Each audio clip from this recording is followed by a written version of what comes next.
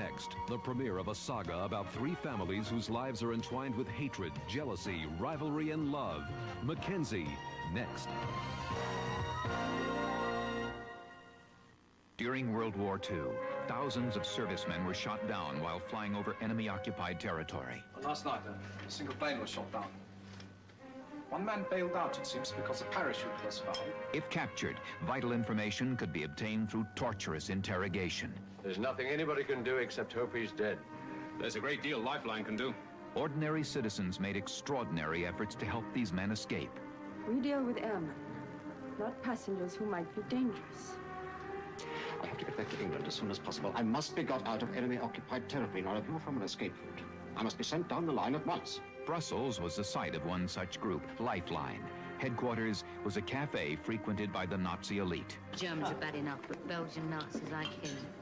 You'll be letting them hold their party meetings here next. They enjoyed the fruits of the black market supplied by Albert, the owner, while Albert's staff planned the escapes which would save many lives.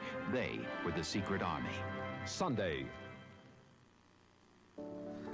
Upstairs, in the house. He was a child without love. He's dumb. He was born dumb. He never else spoke. Handicapped by the cold voice of ignorance. The birth of that child was a crushing blow to me. Then he met Jessie. You're going to be locked up! Oh, Lord, don't do that. Let me have him. And she heard the lonely language of his silence. Talking ain't everything. It isn't. Don't make you rich. Don't make you clever, do it? Just opening and shutting your mouth, going, nee, nee, nee, nee, nee. Do you have any qualifications for teaching children? No, sir. For those who remember the pains of growing up. I will not tolerate that. That's temper. And the one person who could ease them. You're still my best friend. A bittersweet tale of love and kindness. Jessie. Tuesday on the Entertainment Channel. This is the Entertainment Channel.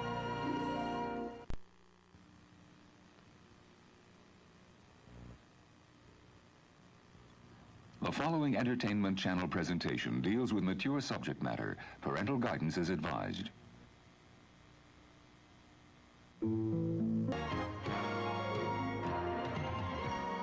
A retired cycling champion is willing to pay any price for security and emotional peace in Sporting Chance, next on the Entertainment Channel. A deathbed wish is passed on to the next generation. Dear God, from heaven or the shades of hell, let me see you fight for it. Fight! And a family legacy becomes more than a plot of land. Our inheritance. I want it. I shall have it. If not for myself, then at least for you. Theirs is a heritage of willful determination. You write to a man who has just lost his only son. You tell him to make me his heir.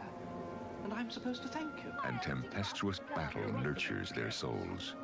In the end, you're willing to call your son a bastard if it got to Penmarric. He is your son. You can't deny it. I can deny it. So a young boy reaches manhood, taking what he wants. He belongs to a world governed by passion, greed, and lust. Have you lost all respect for me now? Of course I haven't. I mean, you're even dearer to me now. It is also natural that he wants what he cannot have. And I understand that you should be interested in a young and beautiful widow such as Mrs.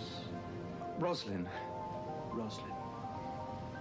And there really is no way in which you may honorably know her. He will find a way.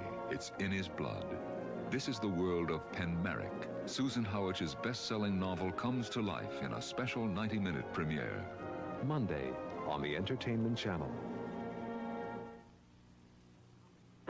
If you like comedy with a touch of class, a bit of dignity. How long have you been a buffoon? Oh, all my life I and a lot of style. Button me, old fella!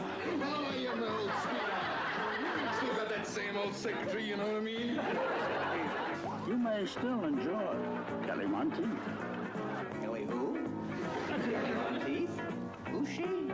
Tuesday. You're watching the Entertainment Channel.